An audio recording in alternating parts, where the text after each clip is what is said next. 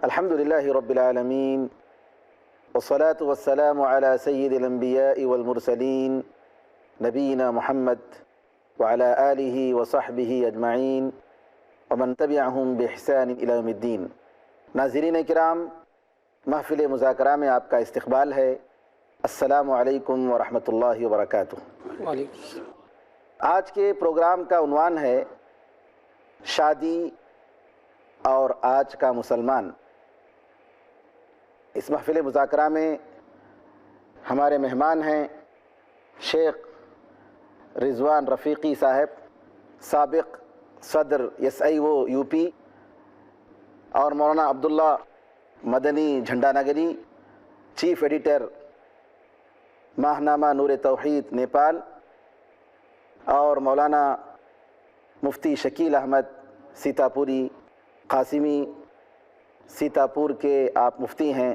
ہم ان تمام علماء اکرام کا شکریہ ادا کرتے ہیں، اور آج کے موضوع شادی اور مسلمان کے تعلق سے ان علماء اکرام کے تجربات اور اسلامی تعلیمات کی روشنی میں اس اہم عنوان پر ہم کلام ہوں گے۔ مولانا، یہاں ایک بات دیکھی جاتی ہے، شادیوں کے موقع پر جو چیزیں قابل غور اور قابل ملاحظہ ہوتی ہیں، اور افسوس کے ساتھ کہنا پڑتا ہے کہ ہمارے معاشرے میں یہ چیزیں پائی جاتی ہیں، ان میں سے ایک چیز یہ ہے کہ آپ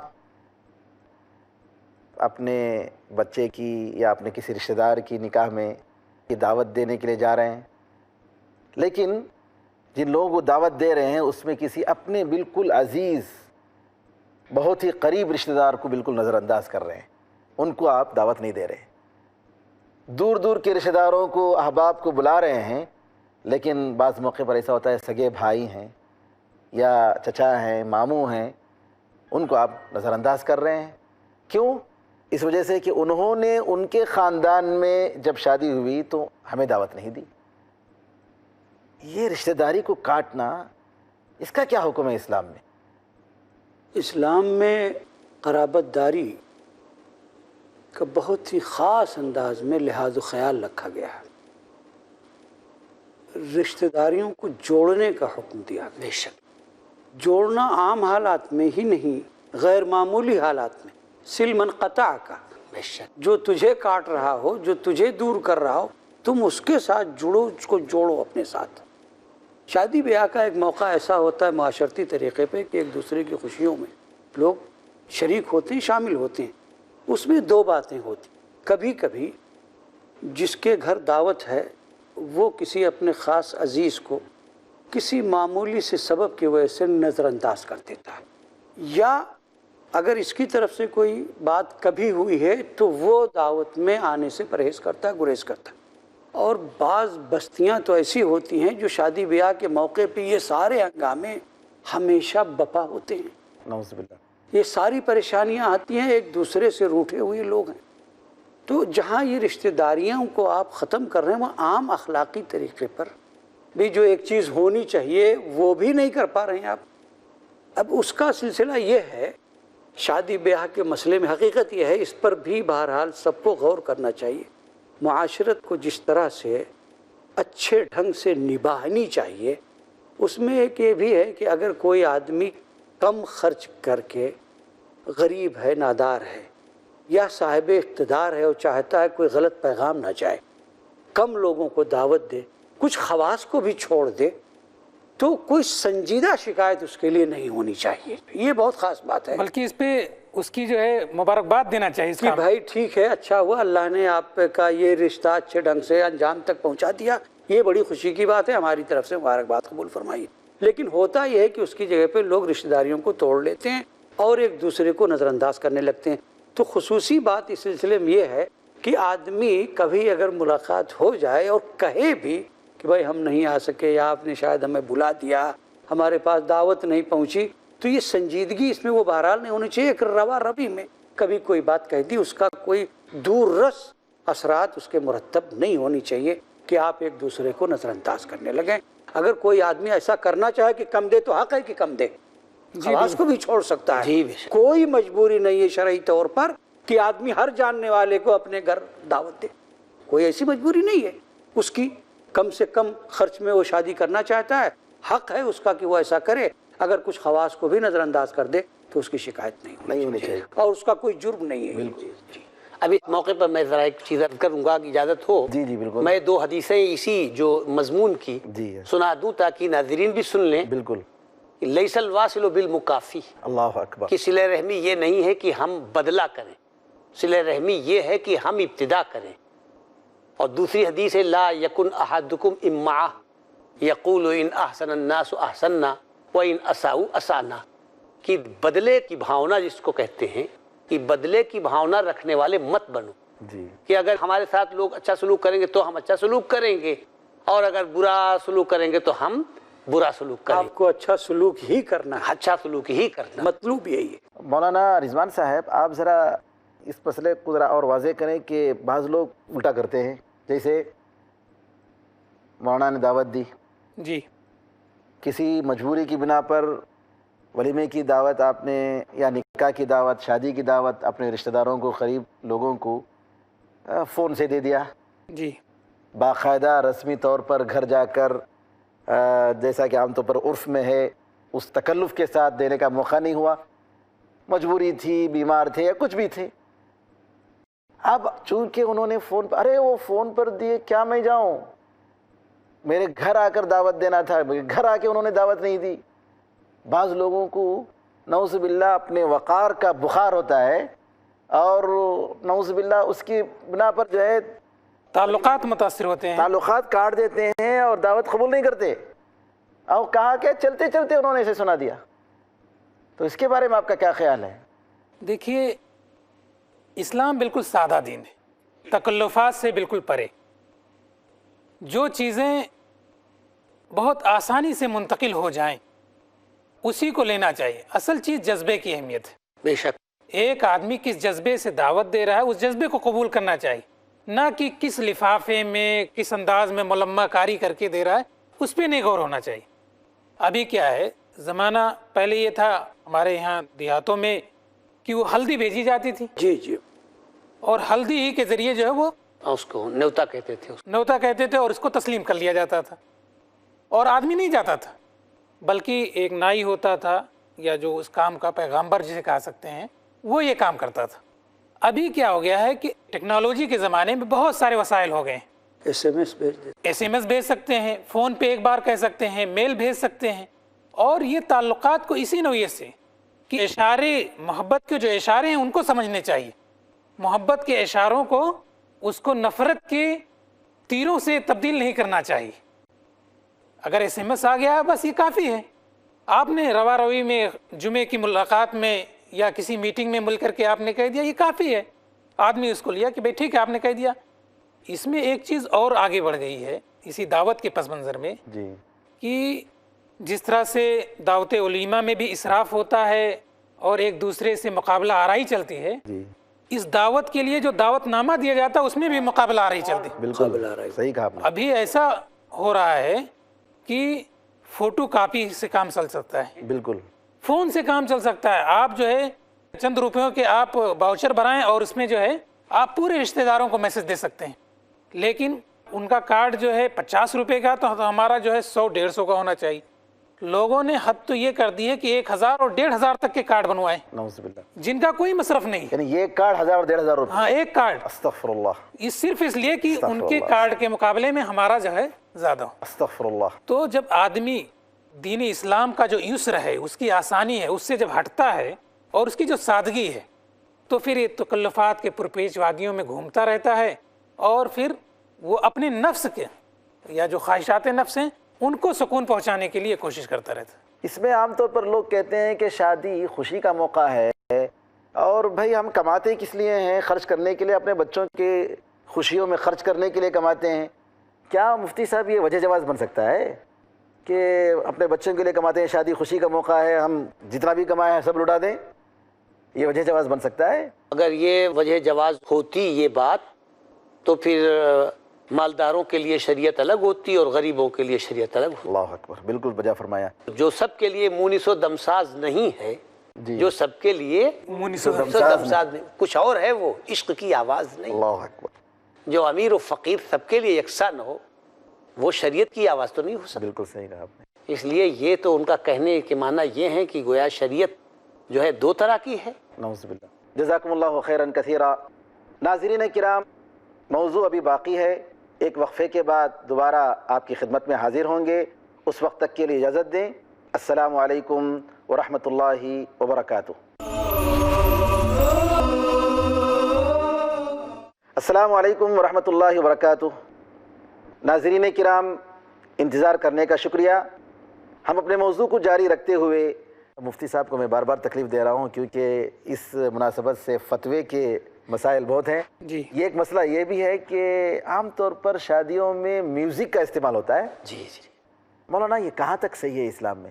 اصل مسئلہ یہ ہے مولانا کہ اسلامی تعلیمات کے مبادی سے، یعنی بنیادی جو تعلیمات ہیں اس سے بھی ہمارا نوجوان ناواقف ہے، اور دیگر معلومات جو گہری ہیں وہ بھی رکھتا ہے، فلمی معلومات، افسانوی معلومات، اور رہزنی کے واقعات اور جرائم کی دنیا، اس سے ہمارا نوجوان خوب واقف ہے۔ سیاست کی معلومات، یہ تو ابتدائی معلومات سے تعلق رکھتی کہ حضرت صلی اللہ علیہ وسلم نے فرمایا کہ میں گانے باجے کو مٹانے کے لیے آیا ہوں۔ گانا بجانا یہ تو شیطان کا پھندا ہے۔ گانے بجانے کی محفل میں کبھی بھی پاکیزہ جذبات پیدا نہیں ہوتے، خواہشات برانگیختہ ہوتی ہیں۔ تو اس لیے ایک تو حضرت نے فرمایا کہ ہم گانے باجے کو مٹانے کے لیے آئے، اور دوسرے وہاں نوجوان لڑکے اور لڑکیاں ہوتی ہیں، ان کے جذبات کو برانگیختہ کیا جاتا ہے۔ اور تیسری بات قرآن پاک میں ہے وَمِنَ النَّاسِ مَن یشتری لہو الحدیث لیضل عن سبیل، لیضل عن سبیل اللہ، کہ لہو و لعب اور باجا گاجا یقیناً اللہ کے راستے سے ہٹائے گا، اللہ تعالیٰ کے راستے سے بہکانے کا یہ ایک ذریعہ ہے۔ تو شادی میں تو برکت کی چیزیں ہونی چاہیے تھی، نہ کہ شیطانی چیزیں۔ یہی سب لعنتیں اور شیطانی چیزیں آتی ہیں جس کی وجہ سے پھر رشتے ناخوشگوار ہو جاتے ہیں۔ شادی کے موقع پر قوالی رکھنا میوزک کے ساتھ جسے وہ لوگ گاتے ہیں، جی، تو اس کا کیا حکم ہے مولانا؟ ظاہر ہے کہ قوالی بھی یہ کوئی دیندار طبقے کی ایجاد نہیں ہے، بالکل، اگرچہ بعض ایسے طبقات ہیں جن کو محدثین کا طبقہ یا ائمہ مجتہدین کا طبقہ تو نہیں کہا جا سکتا، تو وہ کچھ سماع کے قائل تھے، مگر اس کو مجددین اور محدثین نے اس کو رد کیا ہے۔ جی، اس لیے قوالی اور سماع مظاہر حق، یہ شرح ہے مشکات کی، صاحب مظاہر حق جو حنفی بھی تھے ماشاءاللہ، اور شاہ اسحاق رحمۃ اللہ علیہ کے شاگرد تھے۔ شاہ اسحاق رحمۃ اللہ علیہ خانوادہ ولی اللہ سے تعلق رکھتے ہیں، اور اس کو سبھی مسلک کے لوگ مانتے ہیں۔ میں ان سے گزارش کروں گا کہ وہ اس حدیث کی تشریح پڑھ لیں اردو میں کہ کانو ابرہم قلوبا اللہ اکبر، واقلہم تکلفا، اللہ کہ صحابہ کرام کے دل بہت نیک تھے اور تکلف سے وہ دور تھے۔ تو اس میں انہوں نے لکھا ہے کہ ان کو وجد نہیں آتا تھا، وہ جھومتے نہیں تھے، وہ سماع کے قائل نہیں تھے، کأن علی رؤوسہم الطیر، وہ اتنی خاموشی سے بیٹھتے تھے کہ جیسے ان کے سروں پہ پرندہ ہے کہ اگر حرکت کریں گے تو پرندہ اڑ جائے گا۔ کم از کم وہ ہماری باتوں کو اگر یہ کہہ کر کہ فلاں مکتب فکر سے یہ تعلق رکھتے ہیں اور فلاں کے ماننے والے ہیں، تو حضرت شاہ ولی اللہ اور ان کے خاندان کو تو سبھی مانتے ہیں. صحیح، بالکل متفق علیہ شخصیت ہے. اس حدیث کی تشریح جو حضرت صاحب مظاہر حق نے کی ہے بہت آسان لفظوں میں اسی حدیث کے تحت میں، اس کو دیکھ لیں کہ اللہ نے ان کو اپنے نبی کی صحبت کے لیے اور دین کی اقامت کے لیے انتخاب کیا. جو رفقائے رسول ہیں ان کی زندگی سب سے بہترین ہمارے لیے اسوہ ہے. اس میں انہوں نے بہت صفائی سے لکھا ہے کہ جھومنا، وجد کرنا اور حال آنا یہ صحابہ کے طریقے کے خلاف ہے. رسول اللہ صلی اللہ علیہ وسلم کا طریقہ تو کیا ہوتا، ان کے غلاموں کا بھی یہ طریقہ نہیں. اللہ اکبر. نہ صحابہ یہ کہ قوالی اگر یہ واقعی کوئی اچھی چیز ہو، جی مولانا نے صرف جو ہے شادی کے حوالے سے ایک بات کہی ہے، عام حالات میں بھی جی جی اگر یہ کوئی ایسی چیز ہوتی جو شرعی نقطۂ نظر سے قابل مدح ہوتی جی تو اس قوالی کے عمل کو انجام دینے والے جتنے بھی معروف و مشہور ہیں جی ان کو دیکھ لیجئے، ان کا حال، شکل، صورت، زندگی گزارنے کا انداز، طور طریقہ، دین سے وابستگی جتنا بھی ہے وہ سب دین سے دوری کا عمل سامنے آتا ہے اور ایسی جگہوں پہ انجام دیا جاتا ہے جو ماحول لوگ سمجھتے ہوں گے کہ پاکیزہ ہے، حالانکہ انتہائی نجس اور پلید چیزیں وہاں سامنے آتی ہیں. اور خاص طور سے وہ زنانے عاشقانے اولیاء کی ایک ترکیب کسی زمانے میں اردو میں رائج ہوئی تھی، اس کا جو ماحول ان سے جو بنتا ہے، تو یہ ساری چیزیں مل کے ہمارے سامنے یہ حقیقت ظاہر کر دیتی ہیں کہ یہ بہرحال اس کا اسلام اور شریعت اور دین سے، دینداری سے اور دیندارانہ مزاج سے کوئی تعلق نہیں رہتا. بالکل. پھر یہ ذکر اللہ کے بھی خلاف ہے. قرآن جو ذکر ہے جس کے ذریعے جو ہے بھلا دیتا اس سے تو آدمی بہت دور چلا جائے گا. مولانا عام طور پر شادی کے موقع پر دیکھا جاتا ہے کہ مردوں اور عورتوں کا بڑا اختلاط ہوتا ہے کھانے میں اور اسٹیجوں میں. پتہ نہیں کیا کیا منہ دکھائی کا جو ہے ایک رواج لوگوں نے عام کر لیا ہے، اور سب کے سامنے جی غیر محرم مردوں اور عورتوں کے سامنے دلہا دلہن کو بٹھا کر بالکل خوبصورتی کی حالت میں اس طریقے سے نعوذ باللہ نمائش کی جاتی ہے کہ پتہ نہیں کہاں تک یہ صحیح ہے. ذرا آپ اس پر روشنی ڈالیں. اس کی صحت کا تو کوئی سوال ہی نہیں ہو سکتا. جی یہ تو دراصل ایسے ہی ہے جیسے حسن کی رونمائی ہو، اور پھر جو ہیرا ہوتا ہے، فیشن شو جو بولتے ہاں ہیں، فیشن شو ہے. استغفر اللہ. ایک فیشن شو ہوتا ہے وہ بڑے اسٹیج پہ ہوتا ہے، ایک چھوٹے اسٹیج پہ ایک دوسرا فیشن شو ہوگا. ہیرے کی قیمت اس وقت تک ہوتی ہے جب وہ سیپ کے اندر ہو. اللہ اکبر. اور یہ آدمی کی عفت اور اس کی مردانگی کے بھی خلاف ہے کہ وہ اپنی چیز کو سرے بازار نیلام کرنے کے لیے کرے. یعنی غیرت مر چکی ہے. ہاں غیرت، اس کو دیوسیت کہیں گے. غیرت مر چکی ہے. نعوذ اس کو دیوسیت کہیں گے کہ آدمی دیوس ہو جائے کہ وہ جو اس کی ملکی زمین ہے، اس کے زیر نگرانی چیز آ رہی ہے، جو اس کے لیے سب سے قیمتی اثاثہ ہے، اس کو وہ سب کے سامنے جو ہے پیش کرے. سب کی نگاہوں کے سامنے پیش کرے کہ جو چاہے لطف اندوز ہوں. تو ایک چیز یہ بھی ہے، اختلاط تو کسی بھی حال میں، کیونکہ مولانا نے جیسے پہلے فرمایا کہ مرد اور عورت اگر مختلف ہوں گے تو تیسرا شیطان ہے. مجلس میں بھی یہ فتنے کی جڑ ہو جاتی ہے، پھر اس کے جو عواقب نتائج جو ہوتے ہیں بہت خطرناک ہوتے ہیں. تو ایسی چیزیں جو اسلام کا جو سادگی کا مذہب ہے، اس کی بھی ویڈیوگرافی ہوتی ہے، اس کو کیچ کیا جاتا ہے، اس کو لیا جاتا ہے دوسرے خاندانوں میں. اور حد تو یہ ہوتی ہے کہ بعض لوگ اپنی شادیوں کی پوری ڈیٹیل یوٹیوب اور دوسرے وسائل کے ذریعے وہاں بھی ڈال دیتے ہیں. نعوذ باللہ. یعنی وہ اپنی فضیحت کا سامان کرتے ہیں، پوری دنیا کو دکھاتے ہیں. پوری دنیا کو دکھاتے ہیں. تو ان سب چیزوں سے اجتناب کرنا چاہیے. شریعت سے، اسلام سے علماء کرام بتائیں گے اس کا کوئی تعلق نہیں ہے. ایسی چیزوں سے خود اپنی بدنامی اور اسلام کی جو بالکل اچھی شبیہ ہے، اچھی تصویر ہے، اس کو داغدار کرنے کی ایک کوشش ہوتی ہے. اس سے اجتناب کرنا چاہیے. اور پھر اختلاط کی ایک جو بہت ہی مہیب شکل شادی بیاہ کے موقع پر سامنے آتی ہے، ایک نوجوان لڑکے خاندان کے یا کیٹرنگ والوں کے ہاں جہاں سے کھانا وغیرہ تیار ہوتا ہے، ان کے ذریعے کھانا سرو کیا جاتا ہے، کھانا پیش کیا جاتا ہے. یعنی کچھ خواتین اس میں باپردہ بھی ہوتی ہیں ان کے سامنے بھی وہی نوجوان لڑکے جا کر کے کھانا پیش کرتے ہیں جو شرعی اعتبار سے کسی بھی طرح سے درست نہیں۔ ایک اور خرابی جو شادی بیاہ کے حوالے سے خواتین سے متعلق کہ کچھ لوگ، بعض دیندار لوگ بھی اس میں شامل ہیں کہ وہ اپنی خواتین کو بارات میں ساتھ لے جاتے ہیں۔ اس سے قطع نظر کہ جس کے گھر جا رہے ہیں خواتین کے لیے اٹھنے بیٹھنے کا کوئی مناسب انتظام ہے کہ نہیں، طہارت خانہ بھی صحیح ڈھنگ کا ہے کہ نہیں، ایک بنا ہوا ہے، گھر میں 5 10 20 لوگ رہتے ہیں، وہیں 2 4 عورتوں کو بھی لے جا کے بٹھا دیا، یعنی کس قدر تنگی ہوتی ہے، کتنی پریشانی اور بے حجابی کا کتنا خراب ماحول بنتا ہے۔ بہرحال اسلام نے جو طریقہ بتایا تھا کہ خواتین کو گھر میں اپنی جگہ لازم پکڑنی چاہیے، وہی طریقہ زیادہ سیف ہے، محفوظ ہے، عزت کے لیے، آبرو کے لیے، عصمت کے لیے اور پوری معاشرت کے لیے، اور نوجوانوں کو صحیح اور درست طریقے پر رکھنے کے لیے ضروری ہے کہ خواتین کے ساتھ جو معاملہ داری اسلام نے کی ہے اس کو انجام دیا جائے۔ مولانا، یہ ایک اور برائی عام طور پر دیکھنے میں آتی ہے، شریعت نے برائی کے جتنے راستے ہیں ان کو بند کرنے کی بڑی کوشش کی ہے اور واضح طور پر بتا دیا ہے کہ یہ سب نہیں کرنا چاہیے۔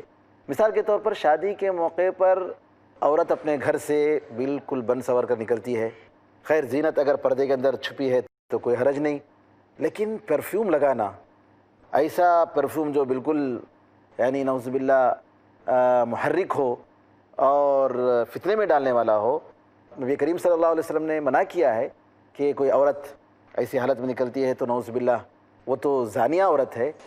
آج کل ہمارے ہاں بالکل ہی عام ہو چکا ہے، عورت جب گھر میں ہوتی ہے اس کا لباس وہ باورچی خانے کا جو لباس ہوتا ہے وہ پہن کے رہتی ہے، شوہر کے لیے تو خوبصورتی نہیں ہوتی ہے، اور جتنے وسائل ہوتے ہیں وہ سب گھر کے باہر کے لیے ہوتے ہیں، گھر کے اندر جو خادمے کی شکل میں ہوتی ہے، اور جب گھر کے باہر جانے کا مسئلہ ہوتا ہے تو پوری طریقے سے سنور کر بن کر۔ تو یہ کہاں تک اسلامی قانون کے لحاظ سے صحیح ہے مولانا؟ اسلامی قانون سے مطابقت تو ان کے نزدیک بھی یہ عمل نہیں رکھتا جو ایسا کرتے یا کرتی ہیں، اور یہ بھی وہی مشرکین، مادہ پرست، ناخدا ترس، جو خدا کے منکر ہیں، جو کمیونسٹ ہیں، جو دہریے ہیں، یعنی یورپ یہ انہی کی نقل ہے۔ جن لوگوں کا یورپ جانا ہوا وہ دیکھتے ہیں کہ وہاں کی لڑکیاں، وہاں کی عورتیں جب گھر سے باہر نکلتی، گھر میں تو چاہے پرفیوم وغیرہ کا استعمال نہ کریں مگر گھر سے جب باہر نکلیں گی تو خوشبو بکھیرتی ہوئی نکلتی۔ اول تو حدیث میں عورت کو خوشبو کے استعمال کرنے سے منع کیا گیا حتی الامکان، لیکن اگر وہ استعمال بھی کرے تو گھر کے اندر ایسی خوشبو استعمال کرے کہ جس کا رنگ ہلکا ہو اور خوشبو تیز ہو، لیکن جب وہ باہر نکلے تو ایسی خوشبو استعمال کرے کہ اس کا رنگ تو ہو لیکن خوشبو اس میں نہ ہو۔ اور یہ تو خالص بس اس موقع پہ وہی آیت یاد آتی ہے، ہمارا قلوب فاسد ہو چکے ہیں، کلا بل ران علی قلوبہم ما کانوا یکسبون، ہمارے دلوں پہ زنگ لگ چکا ہے کہ برائی کا احساس ختم ہو چکا ہے۔ حدیث شریف میں آتا ہے کہ آدمی برائی کرتا ہے، توبہ کر لیتا ہے تو دل کے اوپر جو سیاہ دھبا ہے وہ زائل ہو جاتا ہے، لیکن برائی کرتا رہتا ہے اور دھبے پڑتے رہتے ہیں یہاں تک کہ پھر نیکی کی قبول کرنے کی گنجائش نہیں رہتی۔ وہ ہمارے معاشرے کا حال ہو چکا ہے۔ جزاکم اللہ خیراً کثیرا۔ اللہ تعالیٰ سے دعا ہے کہ اللہ تعالیٰ ہم مسلمانوں کو دین کے مسائل اور احکام جاننے، سمجھنے اور اس کے تقاضوں کے مطابق عمل کرنے کی توفیق عطا فرمائے۔ ہمارے نوجوانوں کو شادی آسان کرنے کی توفیق عطا فرمائے۔ جو لڑکیاں اپنے گھر میں بیٹھی ہیں اللہ تعالیٰ ان کی شادی جلد از جلد کروائے اور اللہ تعالیٰ ان کے مبارک جوڑے عطا فرمائے، آمین ارحم الراحمین۔ ناظرین کرام، وقت بھی ختم ہو رہا ہے، اجازت چاہتے ہیں۔ السلام علیکم ورحمۃ اللہ وبرکاتہ۔